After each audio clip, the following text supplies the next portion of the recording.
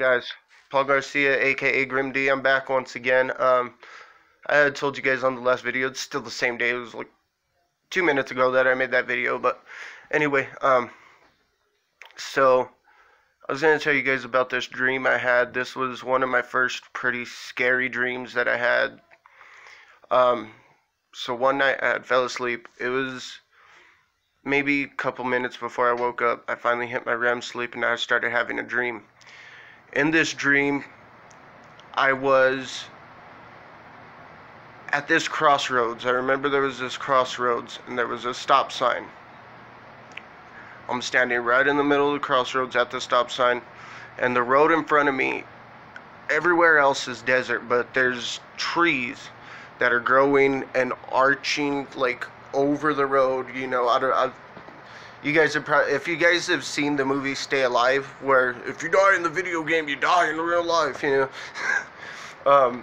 If you guys have seen that, you know the chariot scene where he's on the road and the ghost chariot comes flying down the road and kills him. In that scene, it was just like that. Anyway, I was looking down the road, and at the end of the road, I could see this woman. She was wearing a white dress. It was tattered. It was, you know, pretty messed up. And I remember I was looking at her, and it took me a while to focus in on her, but when I did, the look on that lady's face was complete and pure hatred. Like, I looked at her, and in my mind, automatically, my first thought was, excuse my language, but this bitch wants to fucking rip me apart. Like, wants to rip my, like, just whole body apart, you know? Like, it was just malicious, and like, it was scary, dude. She put me in, you know, she freaked me out, man. And I mean, I'm not a small guy, you know, a little skinnier, but you know, I could handle myself. But this bitch scared the shit out of me. She was gonna fuck me up, dude. I'm sorry if you guys don't like cussing. I'm sorry, but that's just who I am. I cuss a lot. But anyway, so I'm looking at her, and I'm waiting a few seconds, and I'm like, no, she wants to fuck me up. And all of a sudden, she starts running down that road. But when she's running, she's like almost like a crouching, like zigzag kind of run, like fucking weird, like she was dodging bullets almost, you know, like, you know, it says serpentine. But she was running up to me, and I remember getting terrified. She had this fucking grin that was like, I'm happy right now because I am gonna rip you apart, and there's nothing you could do about it. Anyway, she's running, and before I could even flinch or do anything, she's running up on me. She's so close.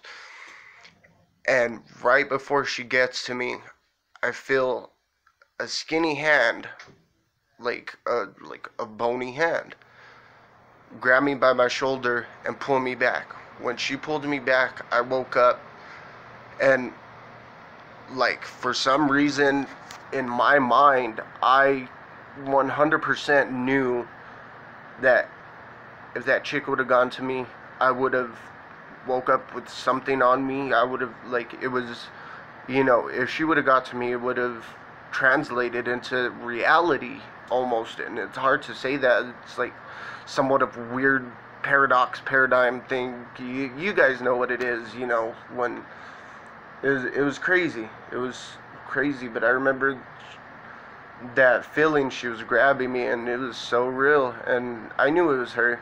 I knew it was something worth it and stuff like that, and you know, and that was one of my scariest experiences. But also around that time, I had got this, I had just started getting into it, and I was reading. I was telling some of my friends at work about, you know, I was excited, you know, telling them, well, you know, trying to educate them because they wanted to know.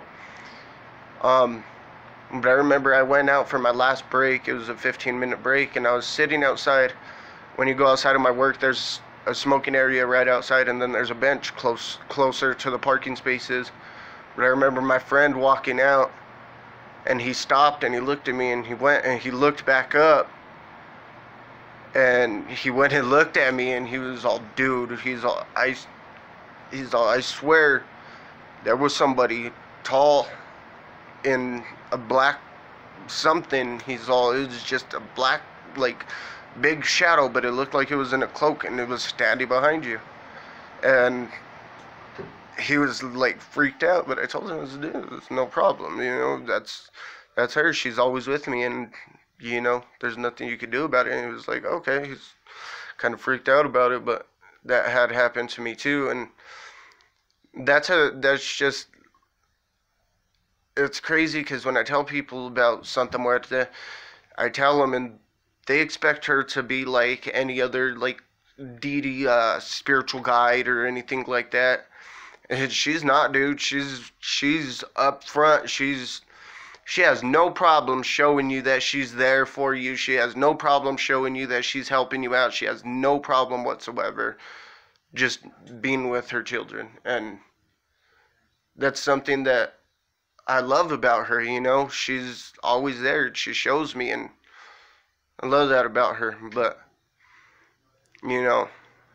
anyway, you guys, I got a couple more videos I'm making, and I'm going to go ahead and start doing that, like I said, because I've been off for so long. But anyway, Paul Garcia, a.k.a. Grim D, a.k.a. Paula Giamatti. I'll see you guys later. You guys have a nice night, day, whatever it is. Let's have a nice one. Alright? Alright, peace.